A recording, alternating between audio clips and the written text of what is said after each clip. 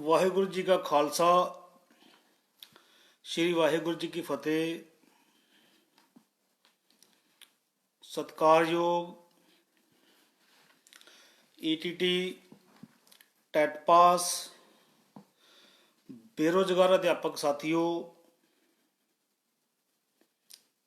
सारिਆਂ ਨੂੰ प्यार भरी सत श्री अकाल। साथियों, लिंक ਨੂੰ शेयर कर ਦਿਓ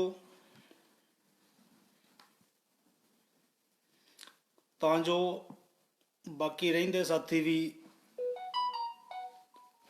ਲਾਈਵ ਸੈਸ਼ਨ ਵਿੱਚ ਜੁੜ ਸਕਣ।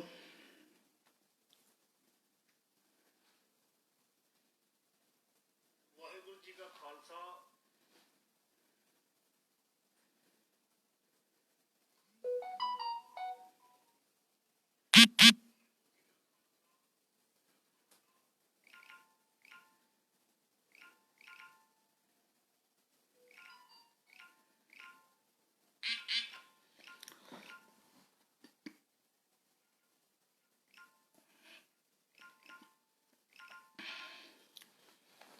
ਸਾਥੀਓ, ਗੱਲ ਕਰਦੇ ਹਾਂ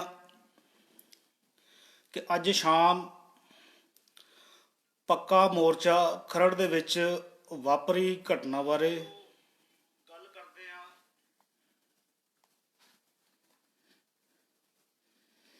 ਤਾਂ ਸਾਥੀਓ, ਤੁਹਾਨੂੰ ਦੱਸ ਦਈਏ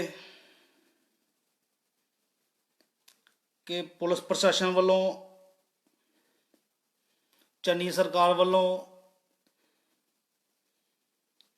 ਮੰਗਾਂ ਮੰਨਣ ਦੀ ਬਜਾਏ, ਮਸਲੇ ਹੱਲ ਕਰਨ ਦੀ ਬਜਾਏ ਜਬਰੀ ਧੱਕੇਸ਼ਾਹੀ ਨਾਲ ਮੋਰਚੇ ਨੂੰ ਚੁਕਾਉਣ ਦੀ ਜਿਹੜੀ ਆ ਉਹ ਕੋਸ਼ਿਸ਼ ਕੀਤੀ ਗਈ। ਇੱਕ ਨਾਕਾਮ ਕੋਸ਼ਿਸ਼ ਜਿਹੜੀ ਆ ਉਹ ਕੀਤੀ ਗਈ।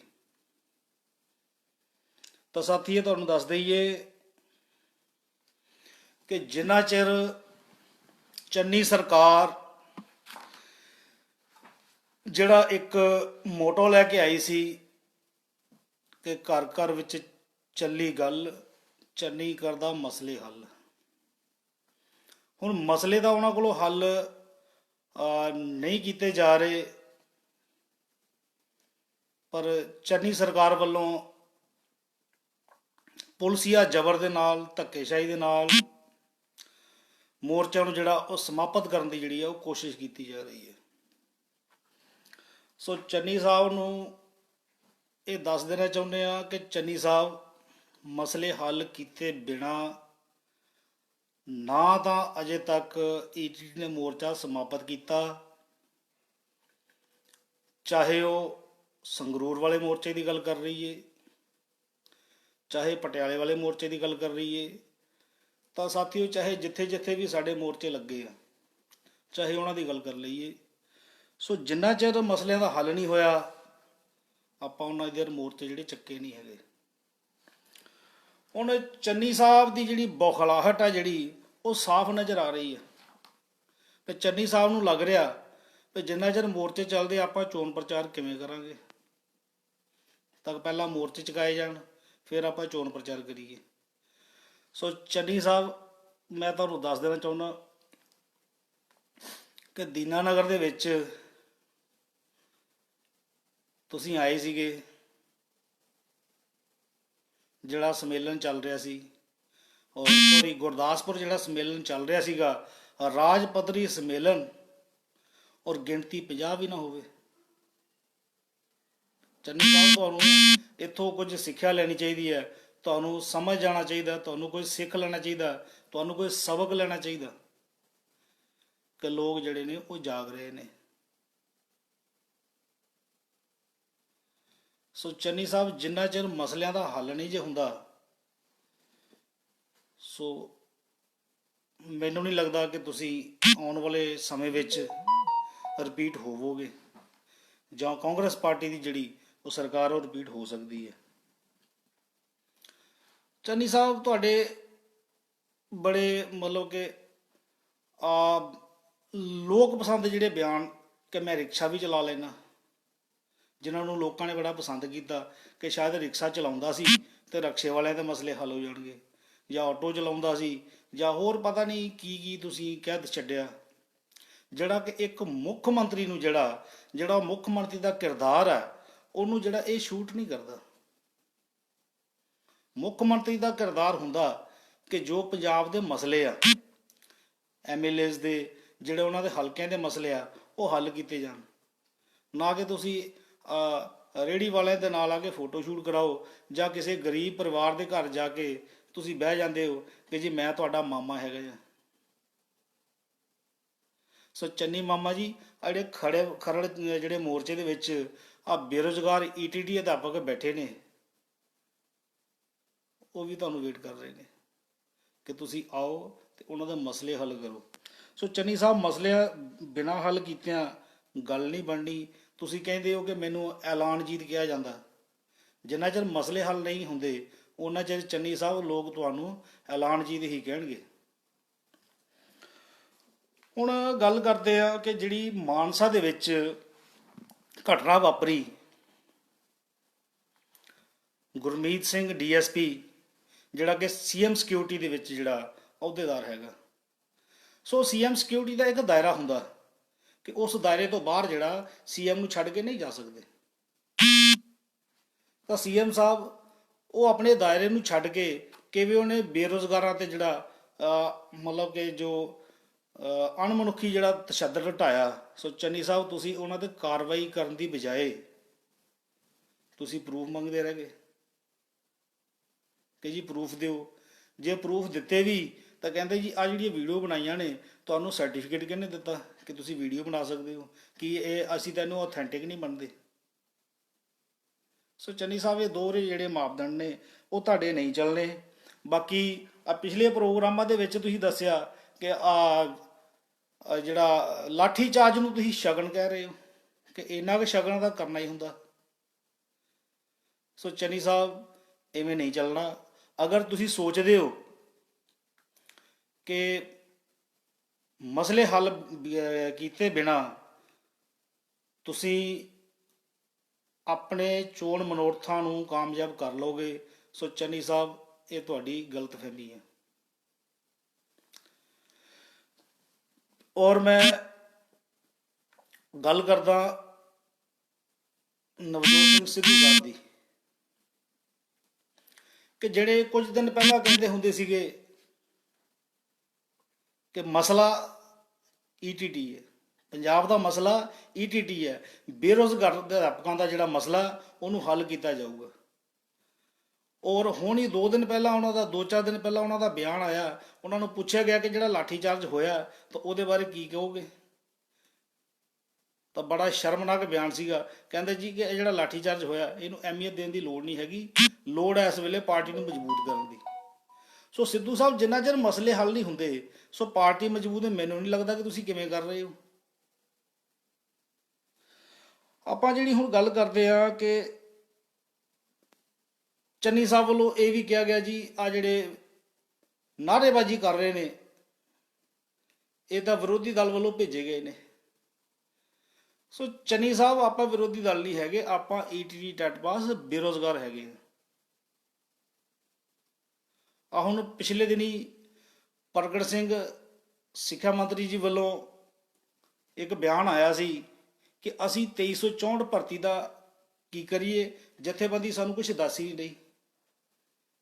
ਤਾਂ ਜਥੇਬੰਦੀ ਨੇ ਜਿੰਨੇ ਵੀ ਪੋਸੀਬਲ ਹੱਲ ਸੀਗੇ ਉਹ ਸਾਰੇ ਦੱਸ ਚੁੱਕੇ ਨੇ। ਸੋ ਪ੍ਰਗਟ ਸਿੰਘ ਅਜੇ ਵੀ ਮੌਨ ਧਾਰੀ ਜਿਹੜੇ ਉਹ ਬੈਠੇ ਹੋਏ ਨੇ।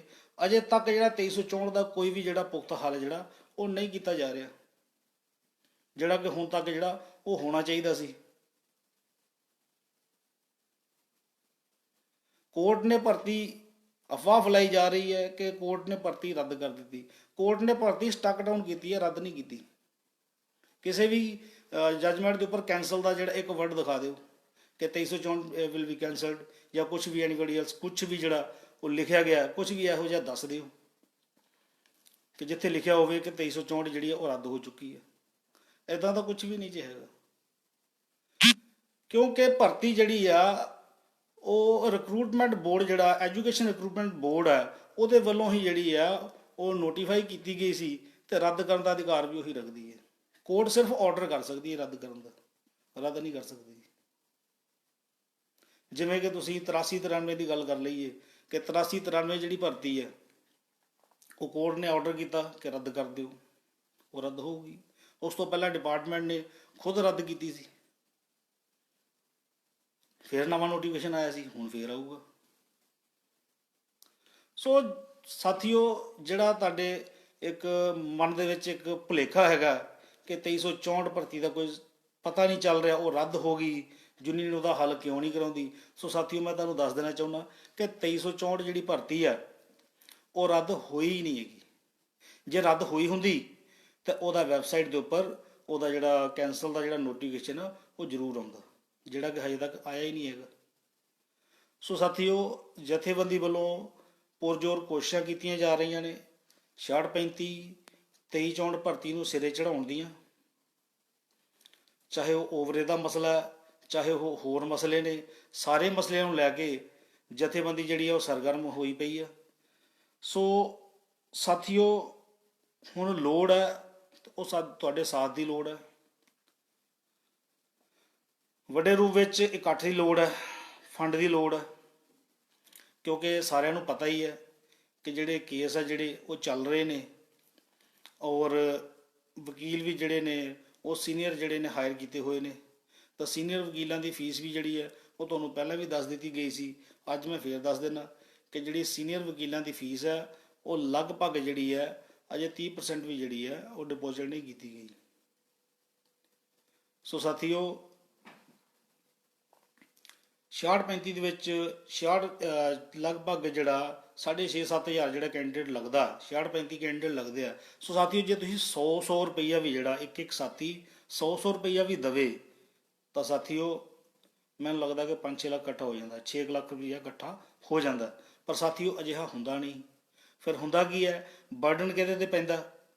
ਸਿਰਫ ਉਹਨਾਂ ਸਾਥੀਆਂ ਤੇ ਜਿਹੜੇ ਧਰਨਿਆਂ 'ਚ ਸ਼ਮੂਲੀਅਤ ਕਰਦੇ ਆ ਜਾਂ ਜਿਹੜੇ ਗਰੁੱਪਾਂ ਵਿੱਚ ਐਡ ਹੈਗੇ ਨੇ। 500-600 ਬੰਦਾ, 1000 ਬੰਦਾ ਜਿਹੜਾ ਉਹ ਪ੍ਰੋਟੈਸਟ ਤੇ ਆਉਂਦਾ, ਉਹੀ ਸਾਥੀ ਜਿਹੜੇ ਫੰਡ ਦਿੰਦੇ ਨੇ। ਸੋ ਬਾਕੀ ਜਿਹੜੇ ਸਾਥੀ ਨੇ, ਸੋ ਮੈਂ ਉਹਨਾਂ ਨੂੰ ਵੀ ਅਪੀਲ ਕਰਦਾ ਕਿ ਉਹ ਵੀ ਜਿਹੜਾ ਫੰਡ ਦੇ ਰੂਪ ਵਿੱਚ ਜਿਹੜਾ ਉਹ ਜਥੇਬੰਦੀ ਦਾ ਜਿਹੜਾ ਸਹਿਯੋਗ ਕਰਨ, ਤਾਂ ਜੋ ਆਪਾਂ ਜਿਹੜਾ ਕੇਸਾਂ ਦੀ ਜਿਹੜੀ ਪੈਰਵਾਈ ਹੈ ਉਹ ਸਹੀ ਤਰੀਕੇ ਦੇ ਨਾਲ ਜਿਹੜੀ ਹੈ ਉਹ ਕਰ ਸਕੀਏ। ਹੁਣ ਸਾਥੀਓ, ਗੱਲ ਆਪਾਂ ਕਰਦੇ ਹਾਂ ਭਰਤੀਆਂ ਨੂੰ ਸਿਰੇ ਚੜਾਉਣ ਦੀ, ਕਿ ਭਰਤੀਆਂ ਸਿਰੇ ਕਿਉਂ ਨਹੀਂ ਚੜ ਰਹੀਆਂ। ਸਾਥੀਓ, ਭਰਤੀਆਂ ਸਿਰੇ ਚੜ ਸਕਦੀਆਂ ਨੇ ਪਰ ਸਰਕਾਰ ਸਿਰੇ ਚਾੜਨਾ ਨਹੀਂ ਚਾਹੁੰਦੀ। ਹੁਣ ਤੁਸੀਂ ਸਕਰੂਟਨੀ ਦੀ ਹੀ ਗੱਲ ਵੇਖ ਲਓ, ਕੋਰਟ ਵੱਲੋਂ ਸਾਫ਼-ਸਾਫ਼ ਲਿਖਿਆ ਗਿਆ ਆਰਡਰ ਹੈਗਾ ਕਿ ਜਿਹੜਾ ਮੈਰਿਟ ਲਿਸਟ ਹੈ ਜਿਹੜੀ ਉਹ ਜਿਹੜੀ ਹੈ ਨਹੀਂ ਬਣਾਈ ਜਾ ਸਕਦੀ, ਆਫਰ ਲੈਟਰ ਇਸ਼ੂ ਨਹੀਂ ਕੀਤੇ ਜਾ ਸਕਦੇ, ਪਰ ਸਕਰੂਟਨੀ ਪ੍ਰੋਸੈਸ ਹੈ ਜਿਹੜਾ ਉਹ ਪੂਰਾ ਕੀਤਾ ਜਾ ਸਕਦਾ। ਸੋ ਮੈਨੂੰ ਲੱਗਦਾ ਕਿ ਸਕਰੂਟਨੀ ਪ੍ਰੋਸੈਸ ਨੂੰ ਲੈ ਕੇ ਲਗਭਗ ਸਾਡੀਆਂ ਜਿਹੜੀਆਂ ਸਿੱਖਿਆ ਮੰਤਰੀ ਸਾਹਿਬ ਨਾਲ ਜਿਹੜੀਆਂ 8 ਤੋਂ 10 ਮੀਟਿੰਗਾਂ ਜਿਹੜੀਆਂ ਹੋ ਚੁੱਕੀਆਂ, ਪਰ ਉਹਨਾਂ ਦਾ ਬਿਆਨ ਇਹੀ ਹੈ ਬਈ ਸਕਰੂਟਨੀ ਪ੍ਰੋਸੈਸ ਸ਼ੁਰੂ ਕਰਾ ਕੇ ਤੁਸੀਂ ਕਰੋਗੇ ਕੀ। ਪਹਿਲਾਂ ਤਾਂ ਇਹ ਬਿਆਨ ਦਿੱਤਾ ਜਾਂਦਾ ਸੀਗਾ ਕਿ ਜੀ 9 ਤਰੀਕ ਹੈਗੀ ਹੈ, 9 ਤਰੀਕ ਤੱਕ ਵੇਖ ਲਓ, ਨਹੀਂ ਤਾਂ ਸਕਰੂਟਨੀ ਕਰ ਦਿਆਂਗੇ। 9 ਤਰੀਕ ਲੰਘ ਗਈ, ਸੁਣਵਾਈ ਹੋ ਗਈ, ਸਟੇ ਨਹੀਂ ਟੁੱਟਿਆ, ਨੈਕਸਟ ਡੇਟ ਪੈ ਗਈ। ਪਰ ਜਦੋਂ ਸਕਰੂਟਨੀ ਦੀ ਬਾਰੇ ਗੱਲ ਕੀਤੀ ਗਈ ਤਾਂ ਮੰਤਰੀ ਸਾਹਿਬ ਵੱਲੋਂ ਇਹ ਕਿਹਾ ਗਿਆ ਜੀ ਸਕਰੂਟਨੀ ਕਰਾ ਕੇ ਕੀ ਕਰੋਗੇ। ਸੋ ਮੰਤਰੀ ਸਾਹਿਬ ਨੂੰ ਆਪਾਂ ਦੱਸ ਦੇਣਾ ਚਾਹੁੰਦੇ ਹਾਂ ਕਿ ਜਿਹੜੀ ਸਕਰੂਟਨੀ ਆ ਉਹਨਾਂ ਨੂੰ ਪੂਰਾ ਕਰਨ ਦਾ ਜਿਹੜਾ ਘੱਟੋ ਘੱਟ ਜਿਹੜਾ ਉਹ ਮਿਨੀਮਮ ਜਿਹੜਾ ਟਾਈਮ ਹੈਗਾ ਉਹ ਜਿਹੜਾ 8 ਤੋਂ 10 ਦਿਨ ਜਾਂ 15 ਦਿਨ ਜਿਹੜੇ ਉਹ ਲੱਗਦੇ ਨੇ। ਸੋ ਮੰਤਰੀ ਸਾਹਿਬ ਸਾਡਾ ਉਹ ਟਾਈਮ ਬਚਦਾ, ਔਰ ਸਕਰੂਟਨੀ ਜਿਹੜੀ ਆ ਉਹ ਸਾਥੀਓ ਬਹੁਤ ਹੀ ਜਲਦ ਸ਼ੁਰੂ ਹੋਣ ਜਾ ਰਹੀ ਆ। ਇਹ ਮੰਤਰੀ ਸਾਹਿਬ ਨੇ ਭਰੋਸਾ ਦਿੱਤਾ, ਔਰ ਭਰੋਸੇ ਨੂੰ ਯਕੀਨ ਵਿੱਚ ਕਿਵੇਂ ਬਦਲਣਾ, ਇਹਨੂੰ ਰਿਐਲਿਟੀ 'ਚ ਕਿਵੇਂ ਲੈ ਕੇ ਆਉਣਾ, ਉਹ ਤੁਹਾਨੂੰ ਸਾਰਿਆਂ ਨੂੰ ਭਲੀ ਭਾਂਤੀ ਪਤਾ ਹੈਗਾ। ਸੋ ਸਾਥੀਓ, ਆਪਾਂ ਹੁਣ ਗੱਲ ਕਰਦੇ ਆ ਦੁਬਾਰਾ ਮੰਤਰੀ ਸਾਹਿਬ ਦੀ, ਕਿ ਮੰਤਰੀ ਸਾਹਿਬ ਸ਼ੁਰੂ ਤੋਂ ਹੀ ਕਹਿੰਦੇ ਆ ਰਹੇ ਨੇ ਕਿ ਤੁਸੀਂ ਸਾਰੀਆਂ ਜਥੇਬੰਦੀਆਂ ਇਕੱਠੀਆਂ ਹੋ ਕੇ ਆ ਜਾਓ। ਤੇ ਜਿਹੜੇ 2364 ਵਾਲੇ ਨੇ, ਜਿਹੜੇ ETD 2364 ਉਹ ਅਲੱਗ ਚੱਲਦੇ ਸੀ, ਤੇ ਜਿਹੜੀ ਸਾਡੀ ਜਥੇਬੰਦੀ ਸੀ ETD ਇਹ ਅਲੱਗ ਚੱਲਦੇ ਸੀ। ਚਲੋ ਵਿਚਾਰ ਨਹੀਂ ਸੀ ਮਿਲੇ, ਅਲੱਗ ਚੱਲਦੇ ਸੀ, ਵਿਚਾਰ ਮਿਲੇ, ਆਪਾਂ ਇੱਕ ਹੋ ਗਏ, ਮਿਲੇ ਮੰਤਰੀ ਸਾਹਿਬ ਨੂੰ ਆਪਣੇ ਮਸਲੇ ਦਾ ਹੱਲ ਦੱਸਿਆ ਕਿ ਐਵੇਂ ਹੋ ਸਕਦਾ। ਪਰ ਮੰਤਰੀ ਸਾਹਿਬ ਅੱਜ ਵੀ ਕਹਿ ਰਹੇ ਨੇ ਕਿ ਤੁਸੀਂ ਇਕੱਠੇ ਹੋ ਜਾਓ। ਮੰਤਰੀ ਸਾਹਿਬ 2364 ਵਾਲੇ ਸਾਡੇ ਨਾਲ ਨੇ, ਜਿਹੜੇ ETT 2364 ਹੀ ਉਹ ਸਾਡੇ ਨਾਲ ਨੇ, ਆਪਾਂ ਸਾਰੇ ਇੱਕ ਹੈਗੇ ਆ। ਹੁਣ ਤੁਸੀਂ ਕਹਿੰਦੇ ਹੋ BEd ਵਾਲਿਆਂ ਨੂੰ ਇਕੱਠੇ ਕਰ ਲਓ, ਕੱਲ੍ਹ ਨੂੰ ਤੁਸੀਂ ਕਹੋਗੇ PTI ਨੂੰ ਇਕੱਠੇ ਕਰ ਲਓ, ਫਿਰ ਤੁਸੀਂ ਕਹੋਗੇ DPEd ਨੂੰ ਇਕੱਠੇ ਕਰ ਲਓ। ਮੰਤਰੀ ਸਾਹਿਬ ETT ਦੀ ਜਿਹੜੀ ਪੋਸਟ ਆ ਉਹ ETT ਦਾ ਹੀ ਹੱਕ ਬਣਦਾ। ਔਰ ਜਿਵੇਂ 2010 ਤੋਂ ਪਹਿਲਾਂ ਜਿਹੜੀਆਂ ਭਰਤੀਆਂ ਹੋਈਆਂ ਸੀਗੀਆਂ ਉਹਦੇ ਵਿੱਚ ਵੀ ਜਿਹੜਾ BEd ETT ਦਾ ਜਿਹੜਾ ਵਿਵਾਦ ਆ ਉਹ ਇਵੇਂ ਹੀ ਚੱਲ ਰਿਹਾ ਸੀਗਾ। ਸੋ ਉਸ ਵੇਲੇ ਵੀ ਜਿਹੜਾ ETT ਨੂੰ ਫਸਟ ਪ੍ਰੈਫਰੈਂਸ ਦੇ ਕੇ ਉਹ ਜਿਹੜਾ ਭਰਤੀ ਕੀਤਾ ਗਿਆ ਸੀ, ਔਰ BEd ਨੂੰ ਜਿਹੜੀ ਸੈਕੰਡ ਪ੍ਰੈਫਰੈਂਸ ਦਿੱਤੀ ਗਈ ਸੀ। ਸੋ ਮੰਤਰੀ ਸਾਹਿਬ ਤੁਸੀਂ ਉਵੇਂ ਵੀ ਨਹੀਂ ਕਰਨਾ ਚਾਹੁੰਦੇ, ਤੁਸੀਂ ਕੋਰਟ ਦਾ ਹਵਾਲਾ ਦੇਈ ਜਾਂਦੇ ਜੇ। ਸੋ 2016 ਦੇ ਵਿੱਚ ਜੇ ਆਪਾਂ ਗੱਲ ਕਰ ਲਈਏ, ਪਿਛਲੀ ਸਰਕਾਰ ਵੇਲੇ ਦੀ ਗੱਲ ਕਰ ਲਈਏ, ਤਾਂ ਜਿਹੜੀਆਂ ਪੋਸਟ ਭਰਤੀਆਂ ਦੋ ਹੋਈਆਂ ਨੇ 4500 ਔਰ 2005 ਪੋਸਟਾਂ, ਸੋ ਮੰਤਰੀ ਸਾਹਿਬ ਸਟੇ ਤਾਂ ਉਹਨਾਂ ਤੇ ਵੀ ਲੱਗਿਆ ਹੋਇਆ ਸੀ।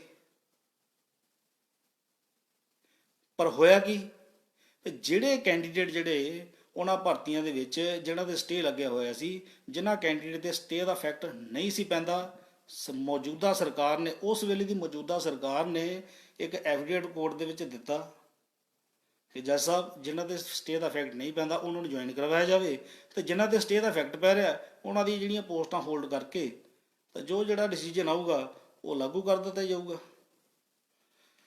ਸੋ ਸਾਥੀਓ, ਜਿੱਥੋਂ ਇਹ ਸਾਬਤ ਹੁੰਦਾ ਕਿ ਸਰਕਾਰ ਦੀ ਜਿਹੜੀ ਮਨਸ਼ਾ ਉਹ ਭਰਤੀਆਂ ਕਰਨ ਦੀ ਹੈ ਹੀ ਨਹੀਂ ਹੈਗੀ। ਸਰਕਾਰ ਚਾਹੇ ਤਾਂ ਕੱਲ੍ਹ ਭਰਤੀਆਂ ਪੂਰੀਆਂ ਕਰ ਸਕਦੀ ਹੈ, ਸਰਕਾਰ ਕਰਨਾ ਨਹੀਂ ਚਾਹੁੰਦੇ ਔਰ ਤੁਸੀਂ ਕਰਵਾਉਣਾ ਨਹੀਂ ਚਾਹੁੰਦੇ, ਕਿਉਂਕਿ ਤੁਸੀਂ ਸਰਕਾਰ ਤੇ ਡਿਪੈਂਡ ਹੋ, ਸਰਕਾਰ ਕਰਨਾ ਨਹੀਂ ਚਾਹੁੰਦੀ। ਸੋ ਸਾਥੀਓ, ਜੇ ਭਰਤੀਆਂ ਪੂਰੀਆਂ ਕਰਵਾਉਣੀਆਂ ਨੇ ਸੋ ਘਰਾਂ ਚੋਂ ਨਿਕਲਣਾ ਪੈਣਾ। ਜੇ ਤੁਸੀਂ ਬਹਾਨਾ ਲਾਉਂਦੇ ਹੋ ਕਿ ਅਸੀਂ ਠੰਡ ਬਹੁਤ ਹੈ, ਘਰੋਂ ਨਿਕਲਣਾ ਬਹੁਤ ਔਖਾ, ਸੋ ਜਿੰਨੀ ਕੁ ਠੰਡ ਤੁਹਾਡੇ ਘਰਾਂ 'ਚ ਨਾ, ਖਰੜ ਉਸ ਤੋਂ ਜ਼ਿਆਦਾ ਨਹੀਂ ਹੈਗੀ। ਖਰੜ ਵੀ ਉਨੀ ਠੰਡ ਹੈ, ਕੋਈ ਬਹੁਤੀ ਨਹੀਂ ਹੈਗੀ। ਸੋ ਸਾਥੀਓ, ਕੱਲ੍ਹ ਸਵੇਰੇ ਜਿੰਨੀ ਜਲਦੀ ਹੋ ਸਕਦਾ ਵੱਧ ਤੋਂ ਵੱਧ ਵੱਡੀ ਗਿਣਤੀ ਦੇ ਵਿੱਚ ਸਾਥੀ ਖਰੜ ਮੋਰਚੇ 'ਤੇ ਪਹੁੰਚੋ, ਤਾਂ ਜੋ ਆਪਣੇ ਹੱਕ ਆਪਾਂ ਜਿਹੜੇ ਆ ਉਹ ਸਰਕਾਰ ਨਾਲ ਲੜ ਕੇ ਲੈ ਸਕੀਏ। ਔਰ ਸਾਥੀਓ, ਇੱਕ ਗੱਲ ਮੈਂ ਹੋਰ ਦੱਸ ਦੇਣਾ ਚਾਹੁੰਦਾ ਕਿ 6635 22 ਪੋਸਟਾਂ 2364, ਜਿਹਦਾ ਕਿ 2364 ਬਾਰੇ ਜਿਹੜਾ ਰਿਊਮਰ ਫੈਲਾਇਆ ਜਾ ਰਿਹਾ ਕਿ 2364 ਪੋਸਟ ਹੈ ਜਿਹੜੀ ਉਹ ਖਤਮ ਹੋ ਗਈ। ਸਾਥੀਓ, ਭਰਤੀ ਜੇ ਕੈਂਸਲ ਵੀ ਹੋ ਜਾਏ, ਰੱਦ ਵੀ ਹੋ ਜਾਏ, ਉਹ ਖਤਮ ਨਹੀਂ ਹੁੰਦੀ, ਉਹ ਰੀਨੋਟੀਫਾਈ ਹੋ ਜਾਂਦੀ ਹੈ। ਪਰ ਸਾਥੀਓ, ਇਹ ਤਾਂ ਕੈਂਸਲ ਵੀ ਨਹੀਂ ਹੋਈ, ਔਰ ਵਾਰ-ਵਾਰ ਜਿਹੜੀਆਂ ਮੀਟਿੰਗਾਂ ਜਿਹੜੀਆਂ ਉਹ ਡਿਪਾਰਟਮੈਂਟ ਨਾਲ ਚੱਲ ਰਹੀਆਂ ਨੇ, ਆਪਣੇ ਸਿੱਖਿਆ ਮੰਤਰੀ ਸਾਹਿਬ ਨਾਲ ਚੱਲ ਰਹੀਆਂ ਨੇ, ਤਾਂ ਉਹਨਾਂ ਵੱਲੋਂ ਇਹ ਭਰੋਸਾ ਦਿੱਤਾ ਜਾ ਰਿਹਾ ਕਿ ਅਸੀਂ ਇਹਨਾਂ ਭਰਤੀਆਂ ਨੂੰ ਜਿਹੜਾ ਪੂਰਾ ਕਰ ਰਹੇ ਹਾਂ। ਸੋ ਸਾਥੀਓ, ਪੂਰੀਆਂ ਕਿਵੇਂ ਹੋਣੀਆਂ ਨੇ ਇਹ ਤੁਹਾਨੂੰ ਜਿਹੜਾ ਉਹ ਬਹੁਤ ਅੱਛੀ ਤਰ੍ਹਾਂ ਪਤਾ ਹੈ। ਸੋ ਸਾਥੀਓ, ਕੱਲ੍ਹ ਹੀ ਜਿਹੜਾ ਆਪਣੇ ਬੈਗ ਪਾਈ ਜਿਹੜਾ ਕਰਕੇ ਤਾਂ ਖਰੜ ਮੋਰਚੇ ਦੇ ਵਿੱਚ ਪਹੁੰਚੋ, ਤਾਂ ਜੋ ਆਪਾਂ ਭਰਤੀਆਂ ਨੂੰ ਸਿਰੇ ਲਾ ਸਕੀਏ। ਔਰ ਦੂਸਰੀ ਸਾਥੀਓ ਗੱਲ, ਸਭ ਤੋਂ ਵੱਡੀ ਗੱਲ ਇਹ ਕਿ ਫੰਡ ਦੀ ਜਿਹੜੀ ਹੈ ਉਹ ਬਹੁਤ ਘਾਟ ਹੈਗੀ ਜੇ, ਕਿਉਂਕਿ ਖਰੜ ਮੋਰਚਾ ਲਗਭਗ ਪਿਛਲੇ 45 ਦਿਨਾਂ ਤੋਂ ਚੱਲ ਰਿਹਾ ਜੇ, 65 ਦਿਨਾਂ ਤੋਂ ਚੱਲ ਰਿਹਾ ਜੇ, 2 ਮਹੀਨਿਆਂ ਤੋਂ ਜ਼ਿਆਦਾ ਦਾ ਸਮਾਂ ਜਿਹੜਾ ਉਹ ਹੋ ਚੁੱਕਿਆ ਜੇ। ਸੋ ਸਾਥੀਓ, ਮੋਰਚਾ ਜਿਹੜਾ ਉਹ ਫੰਡ ਤੋਂ ਬਿਨਾਂ ਨਹੀਂ ਚੱਲਦਾ। ਸੋ ਸਾਥੀਓ, ਫੰਡ ਦੇ ਰੂਪ ਵਿੱਚ ਵੱਧ ਤੋਂ ਵੱਧ ਜਿਹੜਾ ਉਹ ਜਥੇਬੰਦੀ ਦਾ ਸਾਥ ਦਿਓ, ਔਰ ਜਿਹੜਾ ਫੰਡ ਹੈ ਉਹ ਸਾਡਾ ਸਟੇਟ ਬੋਡੀ ਦਾ ਜਿਹੜਾ ਅਕਾਊਂਟ ਹੈਗਾ, ਯੂਨੀਅਨ ਦਾ ਅਕਾਊਂਟ ਹੈ, ਉਹ ਨਿਰਮਲ ਜੀਰਾ ਜੀ ਦੇ ਨਾਮ 'ਤੇ ਹੈਗਾ। ਉਹਦਾ ਜਿਹੜਾ ਤੁਹਾਨੂੰ ਅਕਾਊਂਟ ਨੰਬਰ ਵਗੈਰਾ ਸਾਰਾ ਕੁਝ ਤੁਹਾਡੇ ਕੋਲ ਆਲਰੇਡੀ ਹੈਗਾ। ਸੋ ਸਾਥੀਓ, ਫੰਡ ਦੇ ਰੂਪ ਵਿੱਚ ਜਿਹੜੀ ਹੈ ਉਹ ਵੱਧ ਤੋਂ ਵੱਧ ਜਿਹੜੀ ਸਾਥੀਓ ਮਦਦ ਕਰੋ। ਔਰ ਜਿਹੜੀ ਗੱਲ ਸਾਥੀਓ ਭਰਤੀਆਂ ਪੂਰੀਆਂ ਕਰਨ ਦੀ ਹੈ, ਸਾਥੀਓ ਯੂਨੀਅਨ ਜਿਹੜੀ ਹੈ, ਜਥੇਬੰਦੀ ਹੈ, ਉਹ ਲਗਾਤਾਰ ਜਿਹੜਾ ਇਸ ਮਸਲੇ ਨੂੰ ਲੈ ਕੇ ਜਿਹੜੀ ਹੈ ਸਰਗਰਮ ਹੈਗੀ ਹੈ। ਸੋ ਸਾਥੀਓ, ਮੈਂ ਖੁਦ ਵੀ ਕੱਲ੍ਹ ਨੂੰ ਜਿਹੜਾ ਖਰੜ ਮੋਰਚੇ 'ਤੇ ਜਾ ਰਿਹਾ, ਔਰ ਉਮੀਦ ਕਰਦਾ ਕਿ ਤੁਸੀਂ ਵੀ ਜਿਹੜਾ ਉਹ ਕੱਲ੍ਹ ਨੂੰ ਜਿੰਨੀ ਵੀ ਜਲਦੀ ਹੋ ਸਕਦਾ ਉਹ ਤੁਸੀਂ ਮੋਰਚੇ 'ਤੇ ਪਹੁੰਚੋਗੇ। ਸੋ ਸਾਥੀਓ, ਤੁਹਾਡਾ ਬਹੁਤ ਬਹੁਤ ਧੰਨਵਾਦ। ਜੈ ਜਨਤਾ, ਜੈ ਸੰਘਰਸ਼, ਜਿੱਤ ਲੜਦੇ ਲੋਕਾਂ ਦੀ।